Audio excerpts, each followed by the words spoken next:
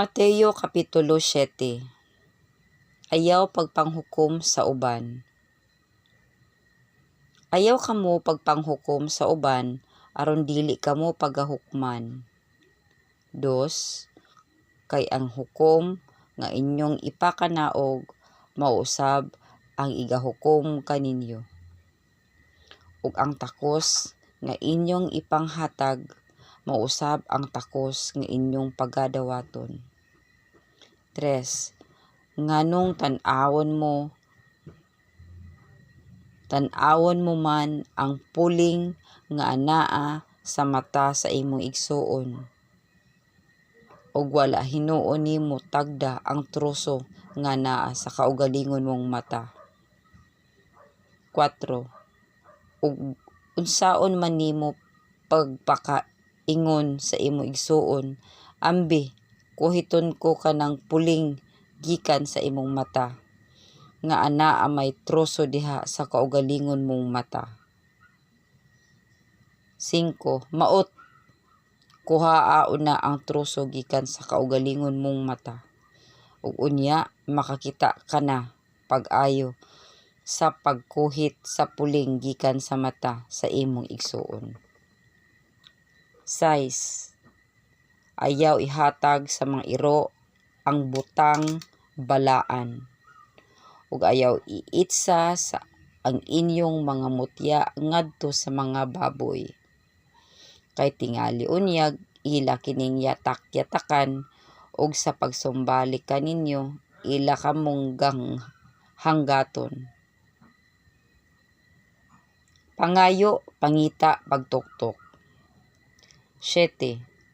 Pangayo og kamo paghahatagan, pangita og kamo makakaplag, pagtuktok og kamo pag-aablihan.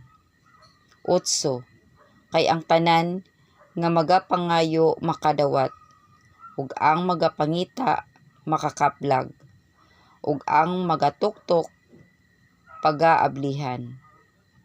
9. Kinsa bang tawhana diha kaninyo nga kun ang iyang anak mangayog tinapay, hatagan hinuon niyag bato? 10. Ug kun kini mangayog isda, hatagan hinuon niyag bitin? 11.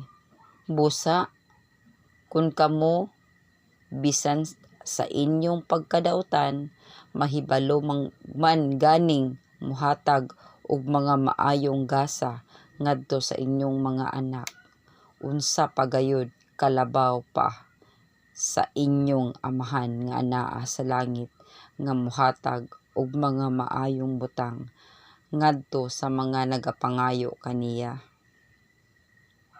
12. Tungod niini buhati ang mga tawo sa bisan unsay buot ninyo nga ilang pagabuhaton kaninyo, kay mao kini ang kasaguan ug ang mga propeta. Ang pultahan nga masigpit. 13. Sumulod kamo agi sa pultahan nga masigpit, kay dako ang pultahan sa sangkad, ang dalan nga padulong sa kapildihan, ug daghan ang nagasulod agi niini. 14. Kay masigpit ang pultahan ug hiktin ang dalan nga padulong sa kinabuhi, ug diutay ra ang mga nakatultol niini. Ang kahoy maila pinaagi sa iyang bunga. 15. Kinahanglan magbantay kamo sa mga mini nga propeta nga muanha kaninyo nga managsapot sa pagkakarnero, apan diay sa sulod nila sila mga lobo nga manunukob. 16. Maila ninyo sila pinaagi sa ilang mga bunga. Pagapupuon ba ang paras gikan sa mga kasampinitan, o ang mga igos gikan sa kadyapan? 17. Sa ingon ni ana ang matag usa kamaayong kahoy, magabungag mga maayong bunga. Apan ang walay pulos nga kahoy, magabungag mga bungang walay pulos. 18.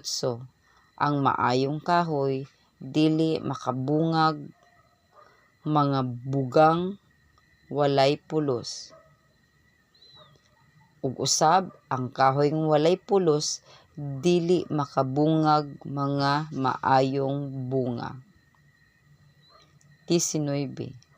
Ang matag usa ka kahoy nga wala makabungag mga maayong bunga, pagaputlon og isalibay ngadto sa kalayo. 20. Sa ingon ni ana, maila ninyo sila pinaagi sa ilang mga bunga. Wala ko gayod kamo igkaila. 21. Dili ang tanang magaingon kanako, Ginoo, Ginoo, makasulod sa gingharian sa langit, kundili ang nagatuman sa kabubuton sa akong Amahan nga anaa sa langit. 22. Daghan unya ang magaingon kanako niadtong adlaw, Ginoo, Ginoo, dili ba na naghimo man kami mga propesiya tungod sa imong ngalan, ug na nagpagula sa mga yawa tungod sa imong ngalan, ug nakahimo sa daghang mga milagro tungod sa imong ngalan? 23. Ug unya magaingon ako kanila, wala ko gayud kamo igkaila. Pahawa kamo, kamong mga mamumuhat og daotan. Ang duha ka mga patukuranan. 24. Busa, bisan kinsa nga magapatalinghog niining akong mga pulong ug magatuman niini, mahisama siya sa usa ka tawong but-an nga nagtukod sa iyang balay ibabaw sa bato. 25. Ug ang mibundak ug unya mibundak ang ulan. Ang mga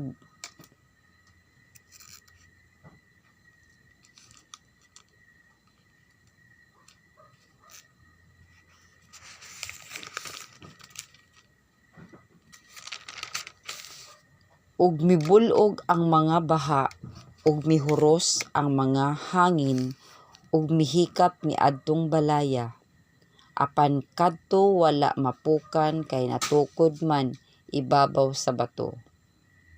Apan bisan kinsa nga magapatalinghog niining akong mga pulong ug dili magatuman niini, mahisama siya sa usa ka tawong buang-buang nga nagtukod sa iyang balay ibabaw sa balas. 27. Ug unya mibundak ang ulan, ug mibulhog ang mga baha, ug mihuros ang mga hangin, ug mihapak niadtong balaya, ug kadto napukan ug dako gayud ang iyang pagkapukan. 28.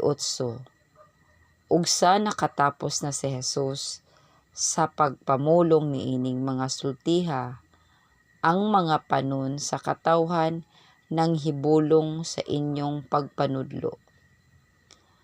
29. Kay kanila nagpanudlo man siya ingon nga may kagahom ug dili sama sa ilang mga eskreba.